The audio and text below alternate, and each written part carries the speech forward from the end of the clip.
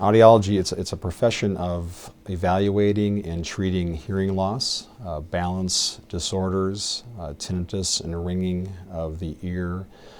We work with anywhere from the newborns all the way to the geriatric age. A lot of our practice is really based on hearing aid dispensing and really improving people's quality of life through better hearing through hearing aids. Our first responsibility for our patients is a medical exam, and so when people come to see us, usually something has happened to trigger why they've come in. It could be a sudden hearing loss. People are just beginning to notice that they have difficulty hearing, understanding speech.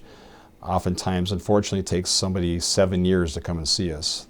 7 years prior, they have found out they feel that they have a hearing issue, but it takes them 7 years to finally come into our doors. So we're trying to improve that if we can. But when somebody does walk into our office, we do a thorough case history. It's a medical case history.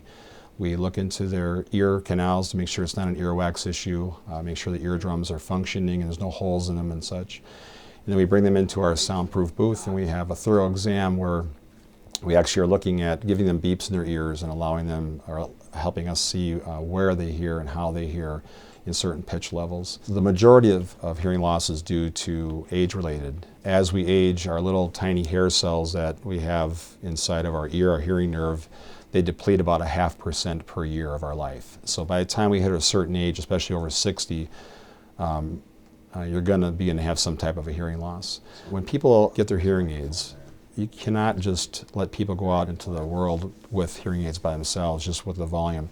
The brain has to do a lot of changing. And so we spend a lot of time counseling our patients regarding what expectations they have when you have that first volume coming back. Remember, these patients may have not heard for 20 years. And so that system is not used to all this sound coming in. And so we have to counsel a patient and explain that your neural pathway, the hearing pathway in your brain, has to form again. So the more severe, the different type of product we have to do. You may see people that have like an ear mole, like a piece of plastic in their ear, then the tubing comes up and then the hearing aid sits behind their ear. That is more for power, for people who need power, who have a more severe hearing loss. If somebody has more of a mild hearing loss or moderate hearing loss, we can do the really thin tube ones, the really thin tube that come up and sit behind the ear that way. Those are then more effective. If they have normal hearing and low pitches, they can still hear that hearing without plugging their ears up, but we're giving them back the high pitches they need from that device. If it is a hearing aid or other kind of assisted listening device, then we will walk hand in hand with them as well in that process to make sure that that's a positive experience.